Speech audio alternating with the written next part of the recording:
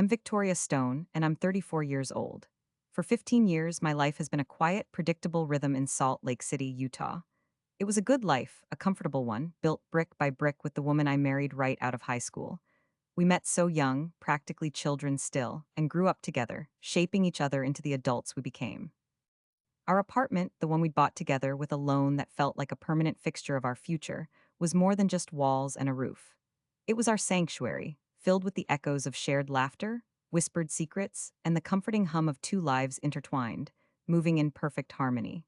We didn't crave grand adventures or wild escapades. Our contentment came from the small things: lazy Sunday mornings with coffee on the balcony, evenings spent on the couch reading or watching old movies, planning our next modest vacation. We had our routines, our inside jokes, our own little world that felt complete and unbreakable. We were the couple that everyone pointed to, the example of enduring love. Or so I thought. I truly believed we were. I trusted her with everything, with my past, my present, and every single dream I had for our future. There was never a moment, not a single flickering doubt that she wouldn't feel the same. Then came the surfing trip. It was at the end of June, just a 4-day getaway with some of her girlfriends to the West Coast. She'd talked about it for weeks, excited to catch some waves and spend time with her friends. I was happy for her, genuinely. It seemed like a harmless, much needed break from the daily grind. I waved her off with a kiss, feeling a pleasant warmth in my chest, looking forward to her return, to hearing all about her adventures. I had no idea that living a little for her meant dismantling everything we had built. The betrayal didn't come with a dramatic phone call or a tearful confession upon her return. It came slowly, insidiously, like a poison seeping into the foundations of my world. It was last week, a seemingly ordinary evening. Her two girlfriends who had been on the trip with her were over, and we were all gathered in the living room. They were looking at photos from their stay, scrolling through them on a tablet, laughing and reminiscing. I was there, right next to them, part of the group, or so I believed. There was a moment, a subtle shift in the air, a silence that felt heavier than it should have. A photo flashed on the screen, a picture of a man. Nothing remarkable about him, just a guy. But then one of the girls, without thinking, without realizing the monumental error she was making, made an offhand comment. "That one you're not going to forget," she chirped, and then a beat later, as if realizing her mistake, she clammed up, her eyes flicking nervously to my wife. A cold dread began to coil in my stomach. The air in the room thickened. My wife's face, usually so open and expressive, turned a mortified shade of crimson. Her eyes darted around, panicked, as she fumbled with the tablet, trying to quickly change the subject. The atmosphere was thick with unspoken words, with a truth that was suddenly, unmistakably present. My mind, usually so clear and logical, became a chaotic storm of possibilities, all of them terrifying. The pieces, scattered and seemingly unrelated, began to click into place with a horrifying precision. The trip, the man, the strange comment, her panic. It all coalesced into one undeniable, sickening realization. She saw it in my eyes too, the moment I understood. The calm, composed Victoria Stone evaporated, replaced by a raw, primal surge of fury and fear. I lost it, not in a screaming, hysterical way, but in a low, dangerous growl.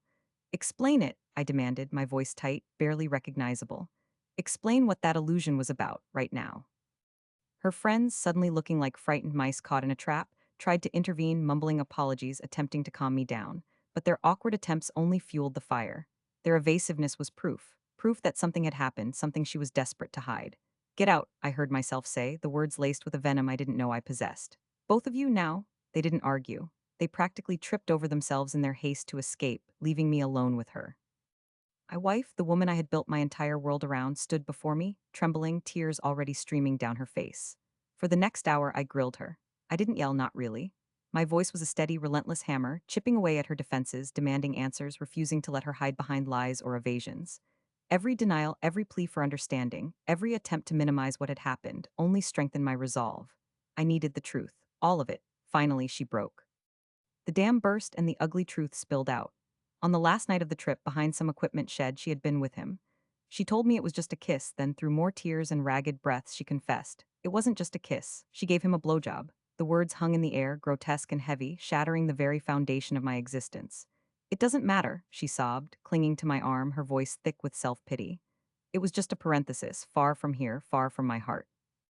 It means nothing to me. I'm so sorry." Sorry didn't even begin to cover the chasm that had opened between us. She swore they didn't do anything more, that he hadn't touched her beyond that. But in that moment, it was almost worse. Much, much worse. My mind, once a sanctuary of shared memories, became a torture chamber. I could see it, vivid and nauseating, the scene replaying itself over and over, her on her knees, giving him what I had always considered the most intimate, sacred act. The holy grail of rewards, as the Reddit post so perfectly put it. Without expecting anything in return, just taking pleasure, in his moans, in the contractions of his body and her mouth. The sheer thought of it twisted my insides, making me gag. How could she stoop so low? The woman I loved, the woman I married, performing such an act for a stranger she'd met on a surfing trip, a mono guy as the Reddit post described him. It drove me insane. And then there was him. The nameless, faceless man, out there somewhere on the West Coast, probably laughing with his friends, regaling them with tales of his easy conquest, multiplying these kinds of adventures every week. For him, I knew she was just an easy girl, a meaningless adventure, a fleeting moment of cheap pleasure. But for me, it was my world, my wife. She was the one who sucked his cock. The words burned in my mind, an inferno of humiliation and rage. I looked at her, truly looked at her, and didn't recognize her anymore. The woman I had loved, cherished, and built my life with was gone, replaced by a stranger. A whore, a beach bimbo good for nothing but passing between fleeting encounters. The image of her, my wife, reduced to that, tore at my soul. We have a life here, an apartment, alone. A wedding, a lifetime of promises. What do I do now? Can I ever forgive this? Can I ever forget? Why did she do it? How can I ever understand her or repair myself or move on from this gut-wrenching betrayal? My world, once so stable and clear, was now a fractured mess, and I had no idea how to even begin picking up the pieces. All I knew was that I couldn't accept this. Not now, not ever. The quiet life in Salt Lake City was shattered, and something new, something dark and potent was beginning to stir within me. The sleepless nights became my new normal, a cruel extension of the single, agonizing hour when my world had been irrevocably shattered. 4 days bled into a week, then two. Each night, the moment I closed my eyes, the scene played out on a loop. The hushed voices of her friends, the flash of the photo, the sudden, incriminating flush on her cheeks. And then, the hours of grilling, her eventual tearful confession. The details, sparse as they were, painted a picture more vivid and horrifying than any elaborate lie. A quick, meaningless encounter behind a shed, an act of pure, unadulterated pleasure, given freely to a stranger. That was the phrase that haunted me most. Given freely.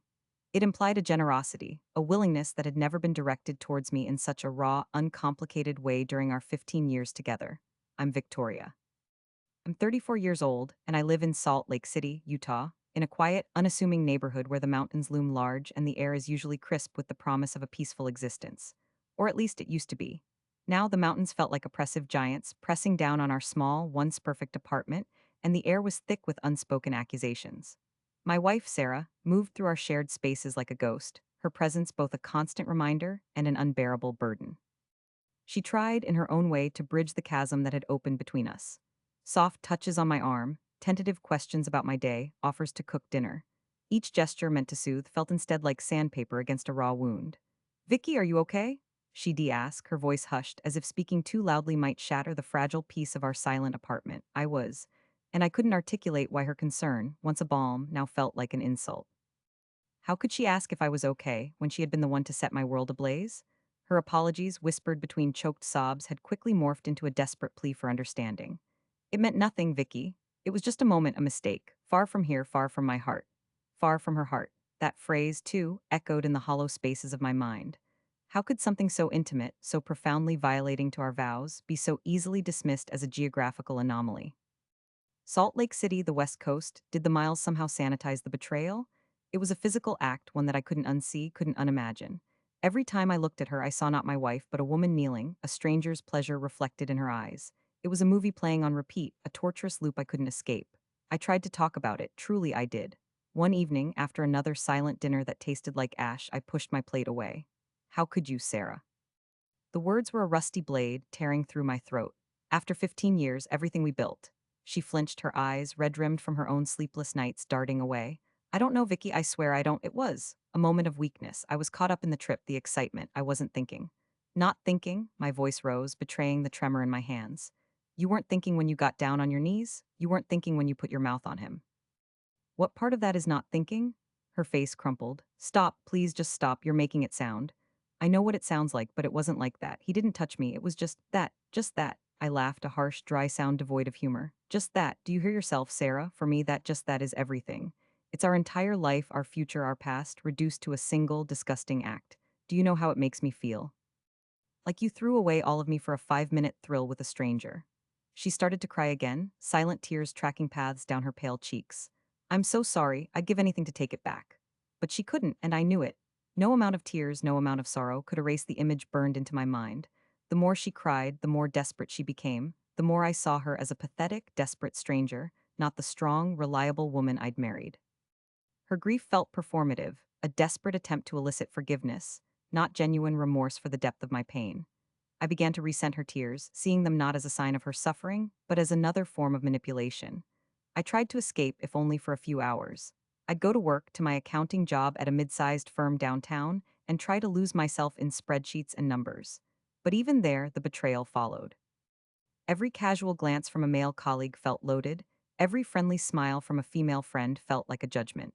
I imagined them knowing, imagined the whispers, the pitying looks. I knew it was paranoia, but it was a paranoia born of profound humiliation. Salt Lake City was a small pond, and secrets had a way of rippling out. Our apartment, once our sanctuary, became a cage. I couldn't sleep in our bed, the bed where we'd shared so many intimacies, now tainted by the thought of her casual infidelity. I started sleeping on the couch, the worn cushions offering little comfort, but at least a physical distance from her. She'd try to come out to talk, to offer me a blanket. I'd pretend to be asleep, my body rigid, my heart pounding with a mixture of anger and a grief so profound it felt physical. Friends called, wanting to meet up. Sarah's friends, the very ones who had been there, witnessed the initial crumbling of my world, were notably silent. I didn't blame them. They were likely caught in the crossfire, unsure how to navigate the wreckage. My own friends, those who didn't know, I pushed away. How could I explain? How could I articulate the sickening realization that the woman I loved, the woman I had devoted half my life to, was capable of such a thing? The shame was a suffocating blanket, isolating me further. One afternoon, I found myself staring at our wedding photos on the mantel. Sarah, radiant in her white dress, a veil softening her features. Me, beaming, full of hope and naive certainty. 15 years, a lifetime, really. We had built a life here, the apartment, the comfortable routine, the shared dreams of future travel, maybe even a small cabin in the mountains one day.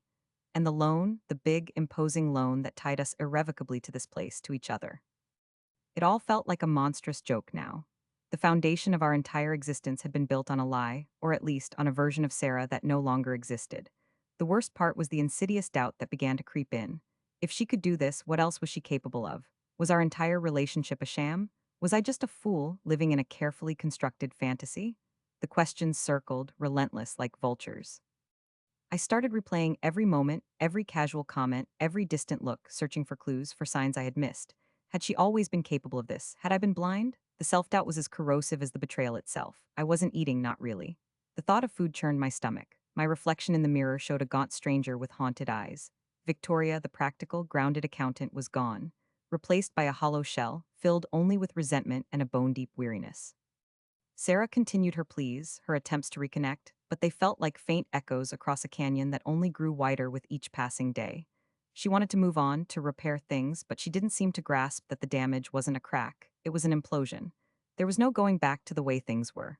My quiet life in Salt Lake City was over, and I had no idea how to build a new one, or if I even wanted to. I'm Victoria Stone, and for 15 years, that name felt like a fortress. Victoria Stone, wife, homeowner in Salt Lake City, living a quiet, predictable life. A good life, or so I thought. My days revolved around a comfortable rhythm, waking up with the sun slanting through the blinds, the comforting weight of my wife beside me, the smell of coffee brewing. We had our routines, our inside jokes, the unspoken language of two people who had built a world together since the shaky, exhilarating days right after high school. We were practically kids when we met, and we grew up together, woven into each other's fabric. Our apartment, with its slightly crooked picture frames and the worn spots on the couch, felt like a testament to our enduring love, a cozy little sanctuary against the chaos of the world. We had a loan, a wedding album filled with beaming faces, and a future that stretched out clear and steady before us. Then the end of June rolled around. My wife, let's call her Sarah, decided to go on a 4-day surfing trip to the West Coast with some of her girlfriends. It sounded innocent enough. A chance for her to unwind, catch some waves, enjoy a bit of sun and sand. I encouraged her, packed her favorite snacks, and waved her off with a kiss, feeling nothing but a warm sense of contentment. We talked every night, brief check-ins, nothing out of the ordinary. She sounded happy, relaxed. I never once suspected a thing. Why would I? We were solid, unbreakable. The day she came back, there was a lightness to her, a tan on her cheeks, and the familiar scent of salt and sunshine clinging to her clothes. Everything felt normal. We slipped back into our routine, like two puzzle pieces clicking perfectly into place. The trip seemed like a distant memory, just a fleeting break from our everyday. Then came last week. That's when my world cracked open. Sarah had two of her girlfriends over, the ones who'd gone on the trip with her. We were all just hanging out in the living room, a relaxed evening. They were looking at photos from their stay, scrolling through them on a phone, giggling at some inside joke I wasn't privy to. I was there, sitting next to them, half listening, half reading a book. I felt like part of the scenery, a comfortable presence. That's when it happened. A photo flashed across the screen. It was a guy, just a random face in a sea of beach pictures, but something about it made the air in the room go still. One of the girlfriends, almost too casually, murmured something like, "That one you're not going to forget, huh?" At first, it didn't register. It was just a weird comment, a blip in the conversation. But then I felt it. A sudden, thick silence descended. Sarah, who had been laughing a moment before, stiffened beside me. I glanced at her and saw her face flood with color. A deep, panicked blush spread from her neck to her hairline. Her eyes, usually so open and honest, darted nervously between her friends and me. She started talking too quickly, trying to change the subject, to deflect. And that's when everything clicked into place. My mind, usually slow and deliberate, raced at a terrifying speed. The comment, the silence, Sarah's sudden panic, it was all there, laid bare. I felt a cold knot tighten in my stomach. Something was very, very wrong, and she knew I knew. "What was that illusion about?" I asked, my voice surprisingly steady, though inside I felt like I was unraveling. The words hung in the air, heavy and accusing. Her friends immediately jumped in, a clumsy, pathetic attempt to cover it up. They mumbled about nothing, about jokes, about how silly I was being. They tried to calm me down, but their awkwardness only fueled the fire building inside me. It was worse than anything. Their flimsy excuses just confirmed my worst fears. My heart began to pound against my ribs, a frantic drumbeat of betrayal. I lost it. The calm facade I'd held for a second shattered. My voice rose, a sharp, unfamiliar edge to it. "Tell me now?" The girlfriends, sensing the shift, looked at each other, wide-eyed, and then quietly, swiftly, gathered their things and practically fled the apartment. I was alone with Sarah. She stood there trembling, tears already welling in her eyes. I didn't let up. For an hour I grilled her, my questions relentless, my voice tight with a mixture of disbelief and fury. She tried to deny, to minimize, to beg. But I pushed and pushed until finally she broke. The words tumbled out, whispered and choked with sobs. She'd met him on the trip, a guy. And on the last night behind some equipment shed, she'd given him a blowjob. The air left my lungs. My world, my carefully constructed, comfortable world, splintered into a million jagged pieces. Shock, humiliation, destruction. Those words don't even begin to cover the raw, gaping wound that opened inside me. She kept saying it didn't matter, that it was just a parenthesis, far from our life, far from her heart, that it meant nothing to her and she was sorry. She swore they hadn't done anything else, that he hadn't touched her. But somehow that made it worse. Infinitely worse. I could see it, vivid and nauseating, playing out in my mind. Her, my wife, the woman who had shared my bed, my life, my dreams, on her knees, giving him what I privately called the holy grail of rewards. Giving it freely, without expecting anything in return, taking pleasure only in his pleasure, his moans, the contractions in her mouth. It drove me insane. The intimacy of it, the utter disregard for me, for us. How could she stoop so low? The image seared itself into my brain, a vile, permanent stain. And then there was him. That faceless man, probably back wherever he came from, laughing with his friends, casually recounting his latest conquest, a meaningless adventure with an easy girl. For him, it was a fleeting moment, a notch on his belt. But for me, it was everything. It was my world. She was my wife, and she had done that for him. I stared at her, still sobbing, begging for forgiveness, and I didn't recognize her. The woman I loved, the woman I married, was gone. In her place stood a stranger, a whore, a beach bimbo, just good for a quick thrill for any guy who came along. The thought made me physically ill. Now we're still here, in our apartment, with our loan, with our wedding photos staring down from the mantelpiece. And I'm trapped. What can I do? Can I ever forgive her? Can I forget? How could she have done this? How can I understand her? How can I ever repair myself? How do I move on when the ground beneath me has simply vanished? The questions loop endlessly in my head, a tormenting, sleepless spiral. I need answers. I need a path forward. But all I see is a shattered reflection of a life that no longer exists. My name is Victoria Stone, and for 15 years, my life in Salt Lake City was a perfectly manicured lawn, neatly trimmed and predictable. We'd been together since the tail end of high school. My wife and I, we grew up side by side, navigated college, found our first jobs, and settled into a rhythm that felt both natural and deeply comforting. Our apartment, with its view of the Wasatch Front, was a sanctuary. Our life was quiet, full of shared jokes, comfortable silences, and the kind of deep understanding that only comes from a love story spanning half your existence. People would look at us and see stability, commitment, and a bond forged in time. And they weren't wrong, not entirely. I was 34 and I believed I had everything I had ever wanted. a partner who knew me better than I knew myself, a shared history, and a future as clear and bright as a Utah summer sky. Then came late June. She told me about the surfing trip, a 4-day getaway to the West Coast with some of her girlfriends. It sounded fun, an adventure I wasn't really built for, but I encouraged her. I liked the idea of her having her own space, her own fun. There was no flicker of suspicion, not even a tiny shadow of a doubt. Why would there be? Our life was solid, built on years of trust, loyalty, and unwavering devotion. I waved her off with a kiss, a lighthearted warning to stay safe, and went back to my perfectly predictable routine, a routine that, in retrospect, now feels like a cruel joke. The memory of how I found out is seared into my brain, a raw, burning wound that refuses to heal. It was only last week. She was home, and two of her girlfriends, the ones who had been with her on the trip, were over. We were sitting in the living room, the late afternoon sun streaming through the window, making dust motes dance in the air. They were looking at photos from their trip on a tablet, laughing and reminiscing. I was there next to them, sipping my tea, half listening, half lost in my own thoughts about dinner. And then it happened. A photo flashed across the screen. It was of a guy tanned, a little rugged, standing on a beach with a surfboard. Nothing overtly suggestive, just a man. But the air in the room shifted. One of her friends, a woman I'd known since college, let out a little gasp, a sound that was too loud, too sudden. She said, "Oh, that one you're not going to forget." The words hung there, heavy and suffocating. At first, I didn't get it. My mind, still accustomed to the peace and calm of my ordinary life, couldn't quite make the leap. But then I looked at my wife. Her face, usually so open and expressive, had gone crimson. Her eyes darted from the tablet to her friend, then to me, a look of pure, unadulterated panic twisting her features. She stammered, "Oh, look at this view, isn't it stunning? We should go back there sometime." She tried desperately to change the subject, to sweep the moment under the rug of casual conversation. But the rug had been pulled out from under me. Everything went fast in my head, a terrifying cascade of realizations. The strange illusion, the sudden silence, her panicked reaction. It clicked, something had happened. And she knew I knew, that's when I lost it. The quiet, calm Victoria Stone, the woman who never raised her voice, who always sought compromise, vanished. I heard myself say, my voice sharper than I'd ever heard it, "What was that about? Explain it, right now?" The two friends started talking over each other, a clumsy, pathetic attempt to brush it off. "Oh, just a silly joke," one mumbled. "Inside joke from the trip," the other added, her voice too high-pitched. They tried to calm me down, but it was like pouring gasoline on a fire. Their awkwardness, their frantic efforts to cover, only confirmed my worst fears. I was sure something had happened. My voice rose, the calm facade shattering completely.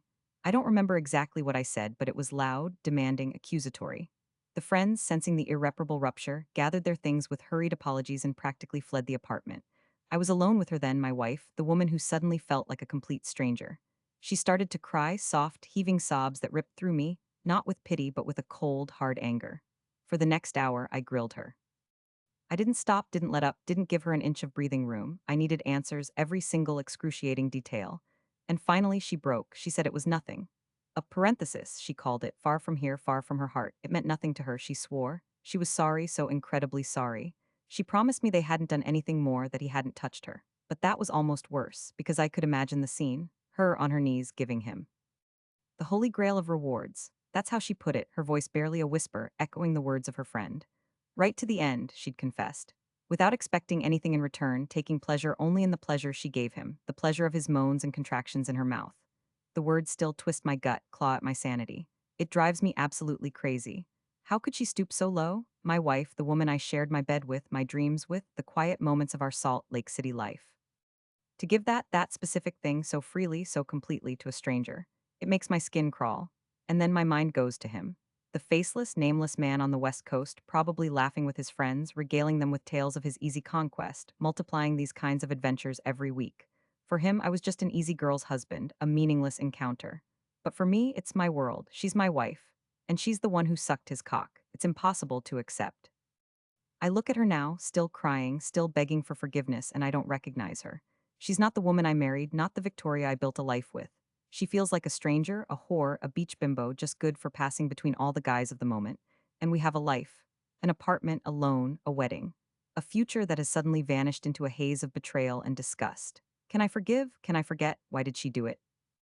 How can I understand her? How can I repair myself? How can I move on? The questions echo in my empty apartment with only the ghost of our past life for company. Advice. I need advice. But mostly I need something else. I need to make this right. Not just for me, but for the Victoria Stone who died that day in our living room. The Salt Lake City winter arrived, crisp and unforgiving, much like the air in our apartment.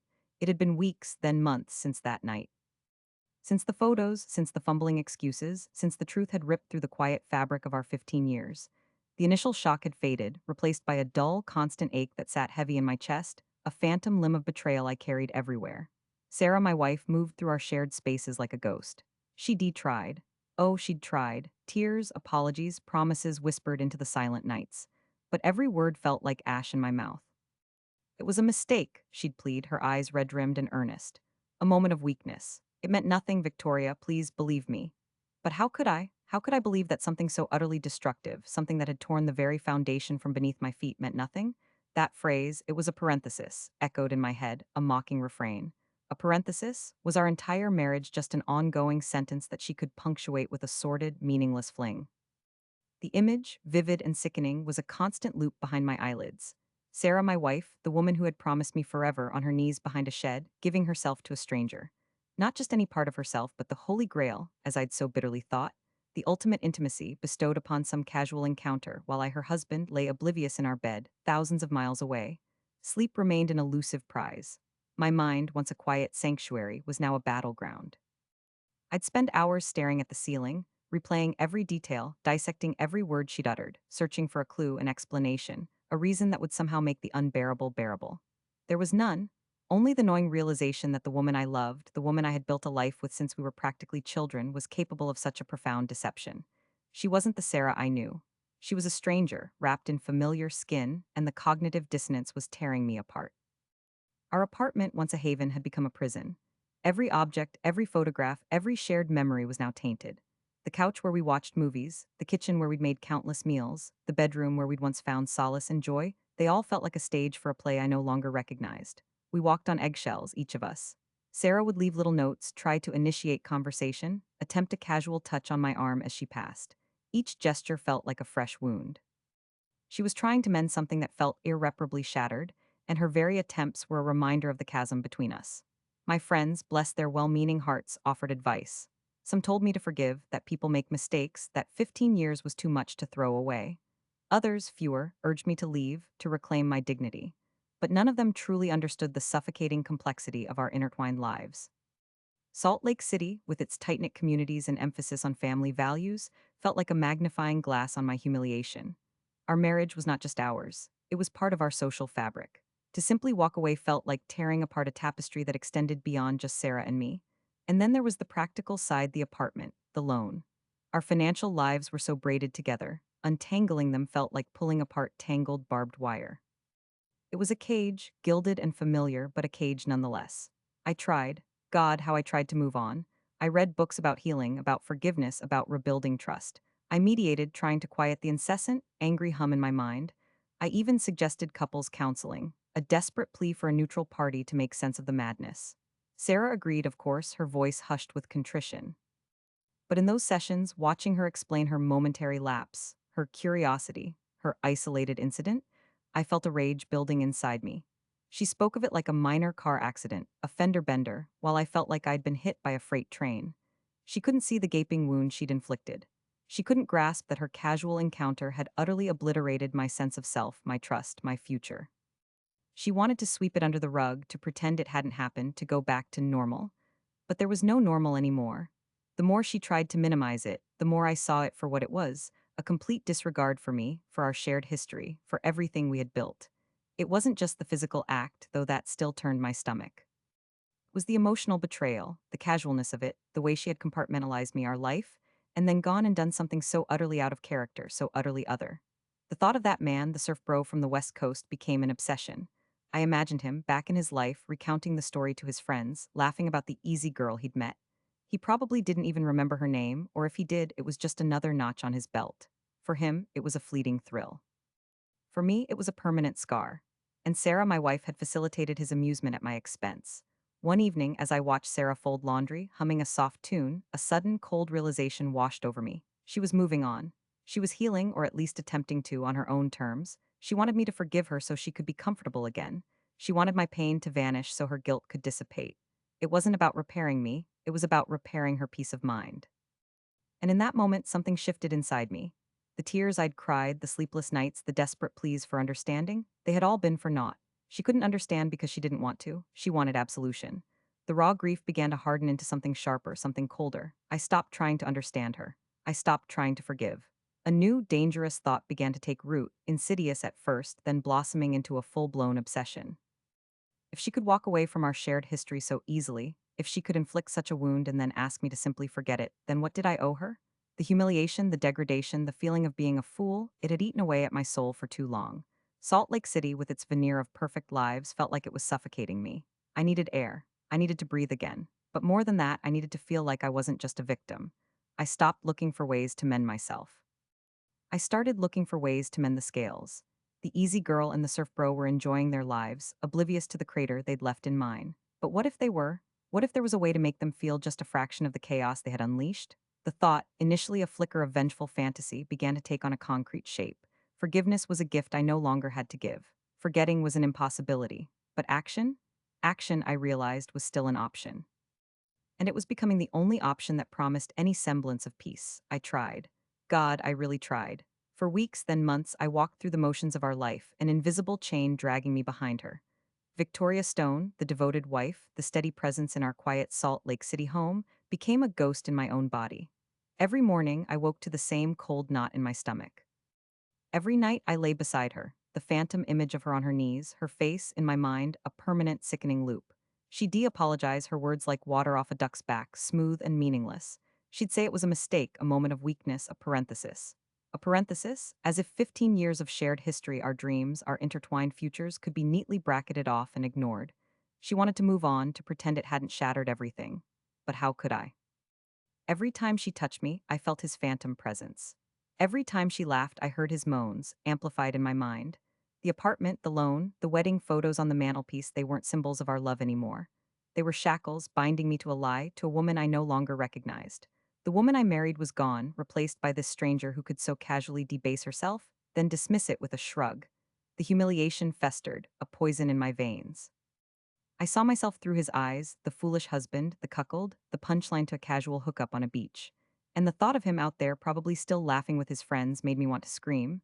I tried therapy, both alone and with her. It was useless. She'd cry, she'd express remorse, but it always felt performative, shallow. She wanted my forgiveness, not to truly understand the depth of the chasm she'd opened. She couldn't see that her, it doesn't matter, was the most devastating part. It meant I didn't matter. We didn't matter. Our marriage was just a convenient backdrop for her momentary thrill. I felt like a fool, and the thought of being stuck, unable to move, unable to heal, was a torment. My friends, my family, they'd look at us, at our perfect life, and I'd feel a fresh wave of nausea. The secret was a lead weight in my gut. Then, one crisp autumn afternoon, as I was packing away summer clothes, I stumbled upon a box of old photographs. There, tucked away, were pictures from that very trip. The same group of girlfriends, smiling, sun-kissed. And then there it was. Not a picture of him, not directly, but a picture of the sunset taken from exactly where she said it happened, the equipment shed faintly visible in the background. And beside it, another, slightly out of focus, of a surfboard propped against a wall, a man's bare arm visible at the edge of the frame, holding a beer. Nothing explicit, nothing that would scream affair to an outsider. But for me, for her, and for those two friends who were there, it was a silent, damning testament. And in that moment, something clicked. The shame, the humiliation, the feeling of being trapped, it all coalesced into a cold, hard resolve. She wanted it to be a parenthesis, she wanted to forget. I would make it unforgettable, not just for her, but for everyone. She dismissed my pain, so I would make her pain undeniable. The way I found out, an accidental slip, a strange illusion in front of her friends, I would turn that into a weapon. I wouldn't yell, I wouldn't beg, I wouldn't even cry. I would simply reveal, poetic justice, they called it, my very own holy grail of revenge. I started planning, meticulous, patient. I knew our anniversary was coming up, a significant one, 15 years. We had always celebrated it with a quiet dinner, maybe a small gathering with close friends and family. This year, I suggested something different, a larger party. A celebration of our enduring love, I'd said, looking her dead in the eye, a faint smile playing on my lips. She beamed, relieved, thinking I was finally moving on, that her parenthesis was closing. Her friends, the ones who had witnessed her moment of panic, were invited. Her parents, my parents, our colleagues. The guest list grew, and she was thrilled. She had no idea she was walking into her own carefully constructed ambush. The day of the party arrived. Our house was filled with flowers, laughter, and the hum of conversation. Victoria, radiant in a cream dress, greeted guests, playing the part of the happy wife. I watched her, a strange detachment settling over me. The pain was still there, a dull throb, but it was overshadowed by a quiet, fierce satisfaction. This wasn't about her anymore. It was about me. It was about reclaiming my dignity, my agency. After dinner, as the atmosphere mellowed, I cleared my throat. If I could have everyone's attention, please, I said, my voice steady, betraying none of the earthquake inside me. I wanted to share a little something. I had prepared a slideshow, ostensibly a retrospective of our 15 years together. Photos of our early days, our wedding, trips, holidays, quiet moments at home. Everyone awed and laughed, reminiscing. The first few slides were innocent, a testament to what we once were. Then the mood in the room subtly shifted. A picture of a beach, undeniably West Coast, appeared on the screen. It was beautiful, a perfect sunset golden hour. And in the corner, barely visible, was a small, unassuming equipment shed. A few people murmured about the pretty scenery. Then the next slide. A close-up of a surfboard propped against a wall, a man's arm, blurred but distinct, holding a beer. I had edited it just enough to make it appear candid, accidental. A ripple went through the room. Victoria stiffened beside me, her eyes fixed on the screen, a subtle tremor passing through her hand. Her two friends exchanged a quick panicked glance. They knew. That familiar, uncomfortable silence that had preceded my discovery weeks ago began to descend. I pressed the remote. The next slide wasn't a photo. It was a single line of text, stark white against a black background. My voice, soft but clear, filled the quiet room. 15 years, a lifetime of memories. But some moments, like a single, unforgettable night on a surfing trip, become legend. The air went out of the room. Victoria's face drained of color. The two friends gasped, one covering her mouth. The subtle illusion I had heard, the one that had ignited the firestorm inside me, was now a public declaration. The legend of her infidelity, her casual, dismissive parenthesis, was now laid bare for everyone to interpret. My parents looked confused, then concerned. Her parents looked mortified. I held Victoria's gaze, a quiet triumph in my eyes. She had wanted to forget, to move on, not anymore. This was my moment of clarity, my act of self-preservation. I wasn't just exposing her, I was freeing myself. The apartment, the loan, the wedding, they no longer felt like chains. They were simply things, objects in a life that was now irrevocably changed. I wasn't trapped anymore. I was unleashed. I pressed the remote one last time. The final slide appeared. A single word, goodbye. The silence in the room was deafening. Victoria's eyes, wide and terrified, met mine. She opened her mouth, but no sound came out. She finally understood. This wasn't a fight. This was an ending. And for the first time in months, I felt a lightness, a profound sense of peace. The knot in my stomach had dissolved. The ghost was gone. And Victoria Stone, finally, was ready to move on.